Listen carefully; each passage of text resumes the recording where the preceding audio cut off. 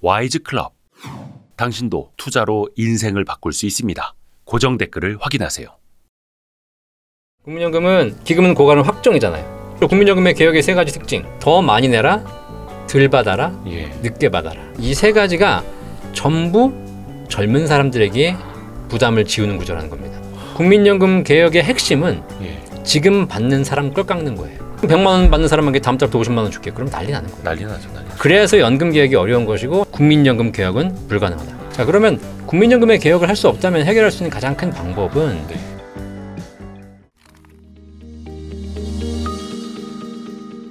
국민연금 이야기 좀 해볼까요? 아까 뭐 초반에 좀 하기는 했습니다만 많은 분들이 이제 걱정을 하시는 게 국민연금 혹시 지금 젊은 사람들의 미래가 됐을 때는 못 받는 것 아니냐, 고갈되는 것 아니냐가 지금 당장 가장 큰 문제잖아요. 어떻게 보세요, 대표님? 국민연금은 기금은 고갈은 확정이잖아요. 고갈은 확정. 계산을 해보면 이렇게 계산기 두드려 보면 그렇죠. 나오는. 뭐 지금 이제 개혁을 해서 조금 더 늦출 수는 있겠습니다만은 어쨌든 2050년, 53년, 55년 그때쯤 고갈되는 것이 확정이고, 뭐 그걸 늦춘다고 하더라도 해봐야 뭐 5년, 10년이니까. 자, 근데 중요한 건 기금이 고갈된다고 해가지고 국민연금 못 받는 건 아니죠. 왜냐하면 우리가 창고가 지금 있는데 창고에 들어온 돈이 있고 나간 돈이 있잖아요. 그래서 지금은 들어온 돈이 많고 나간 돈이 적기 때문에 창고가 늘어나고 있는 거죠. 이게 2040년이 되면 이제 딱 정점에 이르게 되는 것이고 그다음부터는 들어온 돈 대비 나간 돈이 훨씬 많아지는 거죠. 그렇죠. 그게 고갈되는 것이 불과 딱 15년 후인 2055년에 고갈되는 겁니다. 자, 그러면 못 받는 것이 아니라 들어온 돈은 있잖아. 그러니까 들어오는 돈으로 그 세를 채워줘야 되는 것이고 부족하면 세금을 조금 더 보강해야 되는 상황이 되겠죠. 그러니까 못 받는 건 아니되 지금처럼 많이 받지는 못할 거다. 그래서 계속 국민연금도 개편. 근데 이것도 한마디로 딱 정의하자면 더 많이 내고 좀 덜 받으세요. 이렇게 또 갈 수밖에 없는 거죠. 그렇죠. 국민연금의 개혁의 세 가지 특징.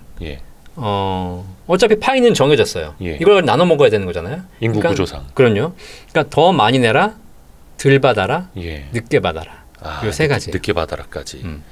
근데 이 안타까운 건 뭐냐면 이 세 가지가 전부 젊은 사람들에게 부담을 지우는 구조라는 겁니다. 그렇죠. 30, 40대 너네가 더 내, 너네가 덜 받아, 너네가 늦게 받아. 왜?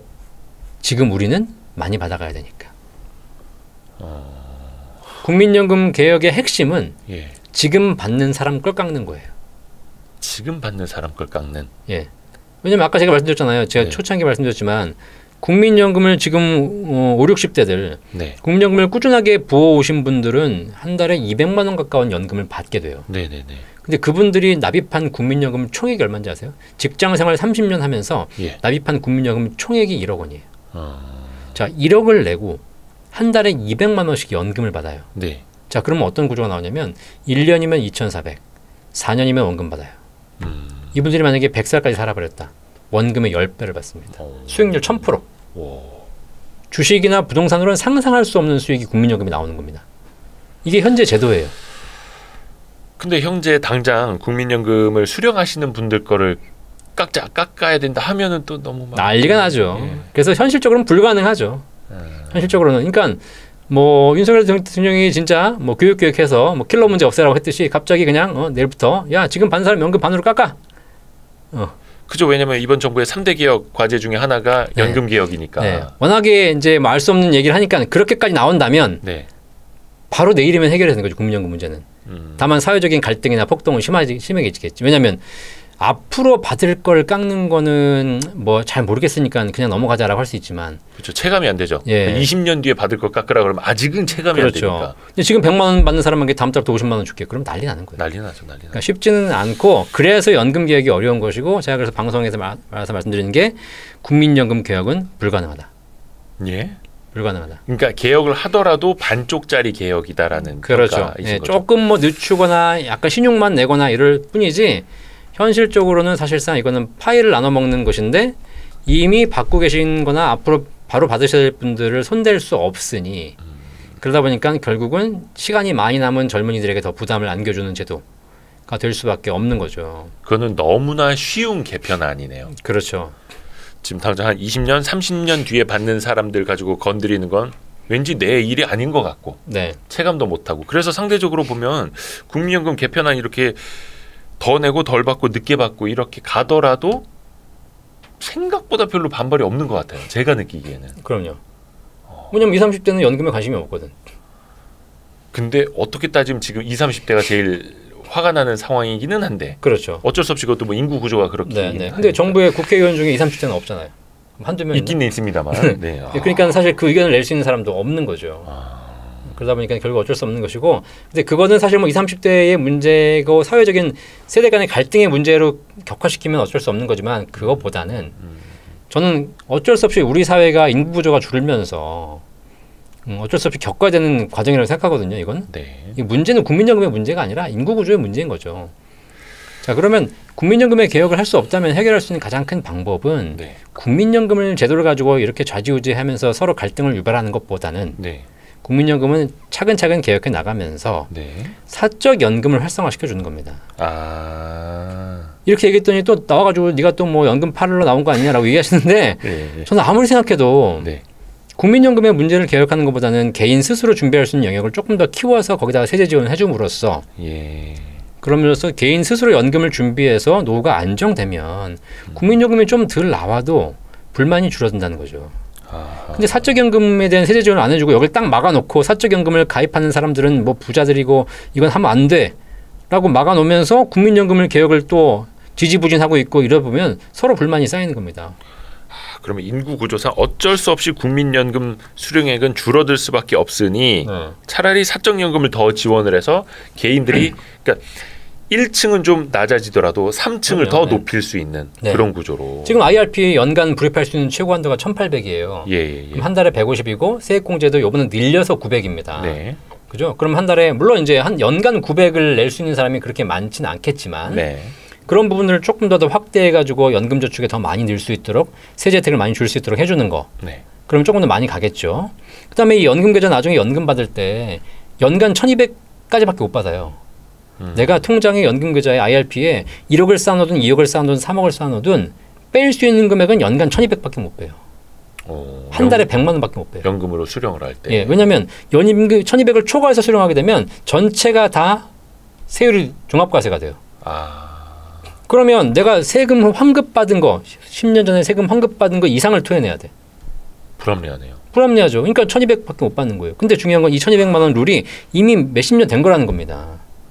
그럼 많이 부은 사람도 많이 부을수록 불리해 주는 거예요.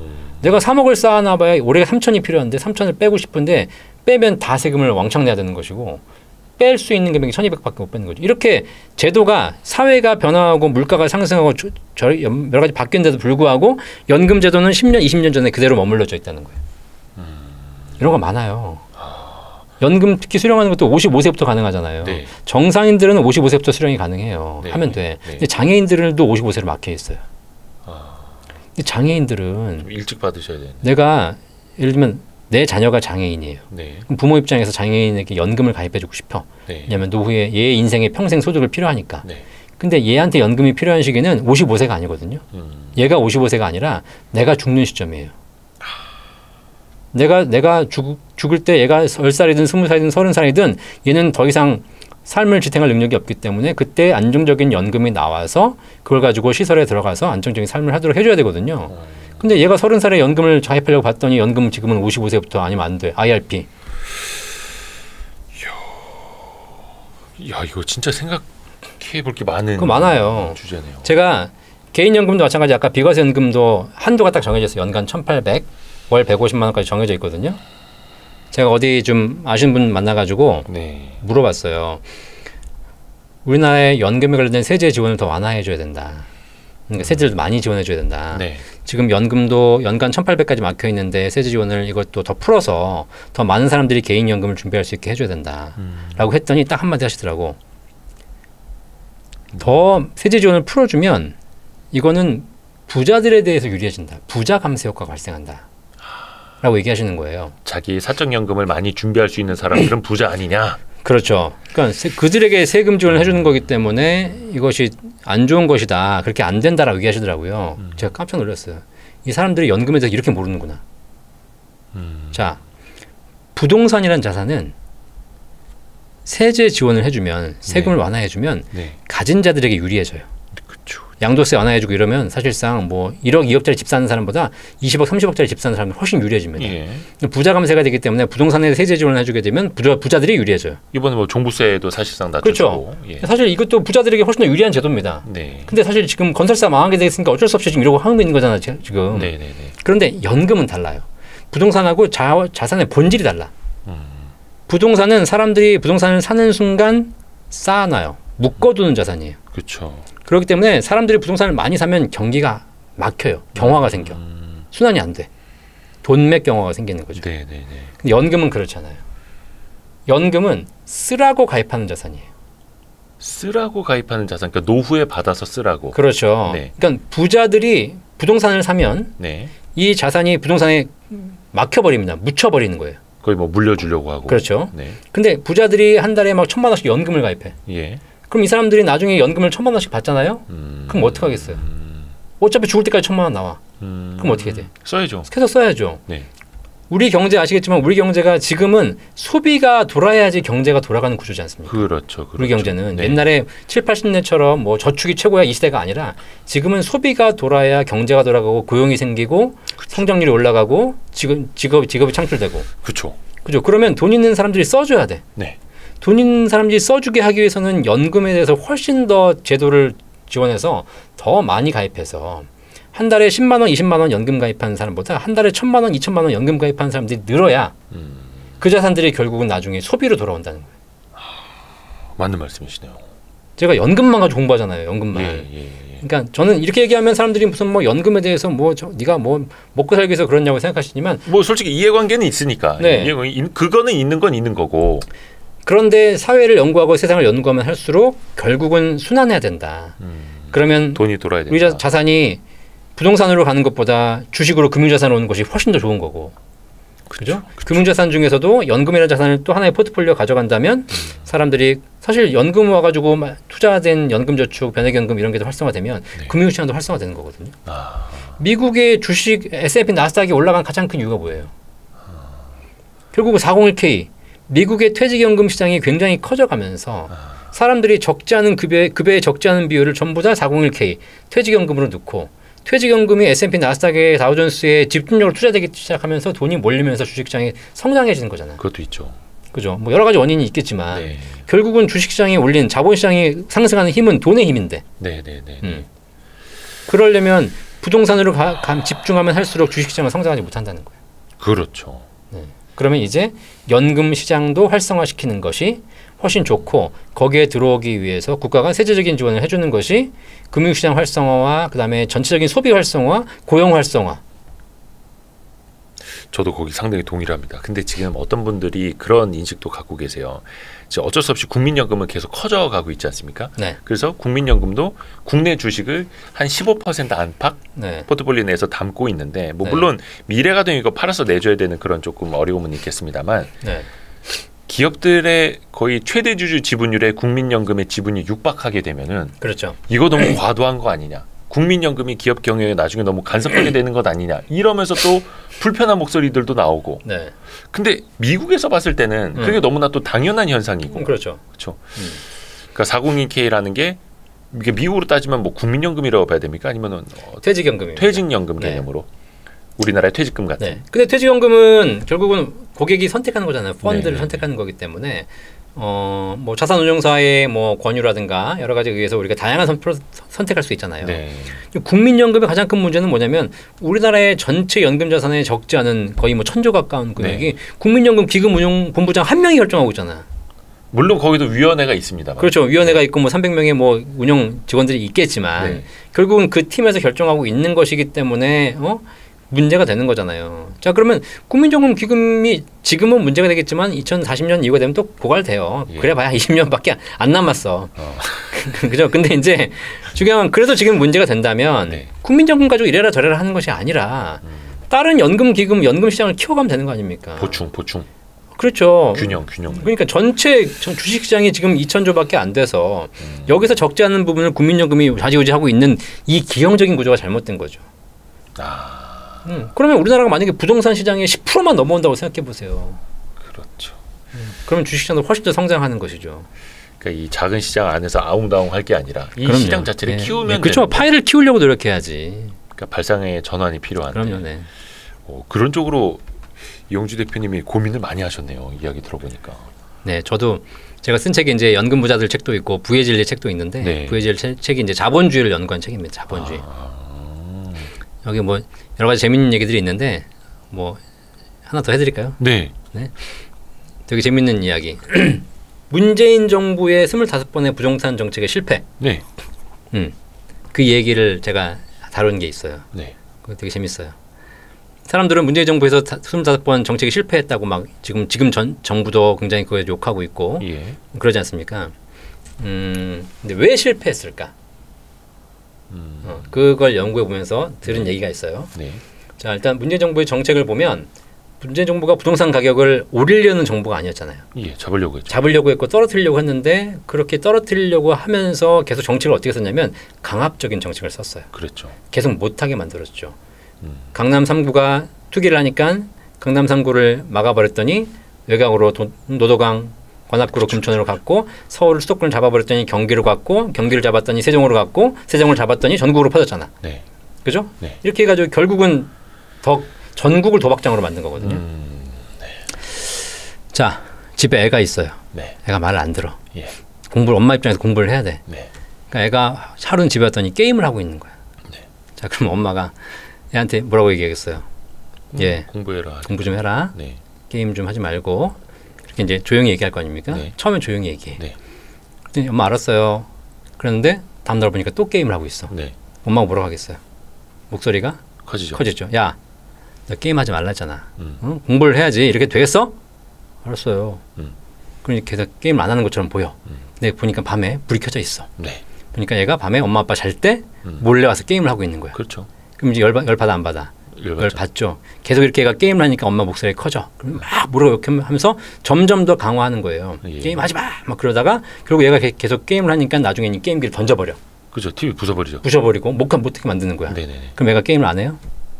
스마트폰으로 하죠. 네, 스마트폰으로 하고 나가서 하는 거예요. PC방 가서 하는 PC방 거예요. 가서 하죠. 그죠? 그럼 또 PC방 돈 못 주면 친구 집 가서 해. 네.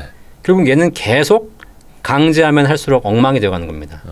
사실 얘를 게임을 못하게 하는 게 중요한 것이 아니라 적정한 시간에 게임을 하고 나머지 공부를 하게 만들었어야 되는 건데 그렇죠. 그걸 인정해주지 않고 게임하는 놈은 나쁜 놈이라고 인식을 해버렸기 때문에 못하게 만들었고 결국은 얘는 더 엉망이 된 거예요. 네. 그래가지고 결국 얘는 엉망이 돼버리는 거지. 네.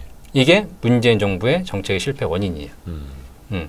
그러니까 사실상 투기를 하는 사람들이 있기 마련인데 네. 투기를 일정 부분 인정해주고 그거를 정도껏하게 만들었어야 되는 건데. 그렇죠. 인간의 심리. 그죠? 그걸 자체가 나쁜 것이라고 인정해버렸고 그걸 못하게 만드니까 결국은 사람들이 쟤는 뭐야? 저걸 괜찮은가? 라고 해서 전국이 다 도박을 하고 있는 거죠. 네, 네. 자, 여기까지가 문재인 정부의 원인이에요. 네. 자, 그런데 그렇게 해서 집안이 엉망이 됐어. 게임기는 날아가고 막 애는 막 울고 있고 엄마는 씩씩대고 있고. 네. 근데 저녁에 아빠가 퇴근을 해. 네. 아빠는 이 상황을 잘 몰라. 네. 퇴근을 해요. 퇴근하다 보니까 막 엉망이 돼 있어. 네, 네, 네. 자, 그러면 이제 아빠 입장에서 퇴근했어요. 누구를 욕하겠어요? 아빠는 네. 상황을 잘 모르는데 게임기가 엉망이 돼 있고 그럼 딱 아빠는 대놓고 딱 합니다. 이거 왜 이래? 아니 애가 이렇게 게임만 이렇게 하잖아. 그러면 아빠는 딱 합니다. 당신이 애를 좀 잘 키워야 될 거 아니야. 어? 사랑과 전쟁 많이 보신 것 같은데. 네. 이게 사실 그냥 모든 집에서 벌어지고 있는 일이에요. 네, 네, 네. 당신이 애를 좀 잘 시켜야지. 애를 그 모양 이꼴로 키우니까 애가 이 모양 이꼴잖아. 네. 그러면서 엄마를 막 욕하기 시작합니다. 부부 싸움 되죠. 그렇죠. 그럼 엄마 입장에서는 아빠는 상황을 하나도 몰라. 네. 내가 지금 참을 만큼 참다가 이렇게 한 건데. 그 모르는 상황에서 이제 와가지고 뭐 이랬니 저랬니 집안일에 간섭하기 시작하는 그럼 뭐라 그래 엄마는 당신이 뭘 한다 그래 뭐 그러면 그럼 또 그런 거잖아요, 그죠? 연기력이 좀 되시네요. 그렇죠. 그래놓고 애한테 뭐라고 하는지 아세요? 애한테 네. 야야야 괜찮아 새끼야 좀 공부 좀 해라 공부 좀 그럴 수 있지. 자 가서 게임기 빨리 그냥 해 1시간만 하고 그럼 바로 공부해 알았지? 이래버리는 거예요. 자 그럼 애는 어떤 일이 벌어져? 네. 분명히 엄마랑 엄청 싸우면서 하지 말라 그랬는데 아빠가 와서 1시간 만에 풀어줬어. 네. 또 얘는 또 게임을 하게 됐잖아. 아싸 하는 거죠. 그죠? 네. 이게 윤석열 정부예요. 그럼 이제 엄마 말은 당연히 안 듣고. 그럼 당연히 이제 왜냐면 게임을 할 수 있게 됐고. 그렇죠. 그러니까 애는 이제 헷갈리는 거야. 이랬다 저랬다. 엄마는 하지 말라 그랬는데 아빠는 하라 그랬고. 네. 왔다 갔다. 네. 그리고 정권이 바뀔 때마다 제도가 바뀌어. 네. 그러니까 뭐야 이제 윤석열 정부는 나와가지고 보니까 문재인 정부가 엉망을 만들었으니까 여기다가 문재인 정부 욕만 하면서 그러면서 또 부동산을 풀어버리죠. 그죠? 그러면 이 수요자들은 어떤 생각이 들겠어요? 야, 이번 정부만 잘 좀 넘기면 다음 정부 때는 또 좋아지겠지. 그럼 뭐 이번 정부 때는 좋아졌으니까 다음 정부 또 안 좋아지면 이번 정부 때 뭘 해야지. 정책에 대한 신뢰가 사라지는 겁니다. 그 시장은 엉망이 되는 거죠, 사실. 사실 원래 이렇게 바뀌게 되면 원래는 어떻게 되냐면 그 문제의 원인을 정확하게 파악한 다음에 그죠? 예. 사실 이 아이가 게임을 하게 된 이유가 뭘까를 판단해서 거기에 맞는 정책을 하나씩 개선해 나가야 되는 건데 실제 사회는 또 그렇게 쉽게 되지도 않으니 결국은 이렇게 정책들이 쓰여지다 보니까 부동산 정책이 그 전에도 엉망이었고 지금도 엉망이잖아요. 지금 제가 젊은이들 만나서 얘기해 보면 다 하는 얘기가 뭐냐면 결국은 정책이 풀어지면 풀어질수록 부자들에게만 가진 자의 자녀들에게만 유리해지는 그리고 사실 없는 친구들 서민들은 문재인 정부 때도 어려웠고 지금은 더 어려워져요. 그나마 희망도 사라져 버리는 거죠. 그죠? 야, 어떻게 보면 이제 그 뭐 부의 진리 이렇게 자본주의 연구하신 것도 이야기를 해주셨는데 사실 그 속에 인간의 본성이 있으니 인간의 본성을 잘 파악을 하고 그걸 이용을 하고 유도하는 방향으로 가야 된다라는 거고 평소에 지론으로 갖고 계셨던 연금 개편 방안에 대해서도 이야기를 해주셨고 그래서 어떤 여러분이 좀 하실 말씀 댓글은 연금박사 상담센터 유튜브 채널 하셔서 거기다 다시면 됩니다. 편집해 주셔도 됩니다. 네 그리고 저는 언제든지 이렇게 갑론을박 논쟁하는 거 제 생각도 맞는 건 아니니까. 그러면 이렇게 꾸준하게 서로 논의를 통해서 더 좋은 점을 찾아가는 것이 굉장히 중요하다고 생각하는데 우리 사회가 그 논의가 지금 잘 이루어지지 않는 것이 문제죠. 딱 편 갈라놓고 다른 이야기는 안 듣고 자기 생각만 옳고. 그럼요. 그래서 사실 토론하기 좀 어려운 사회가 돼서 저도 그게 좀 아쉽기는 한데 그 노력을 해야죠. 그래도 저희 또 와이스트리에서 이제 지성인 분들이 또 많이 계셔가지고.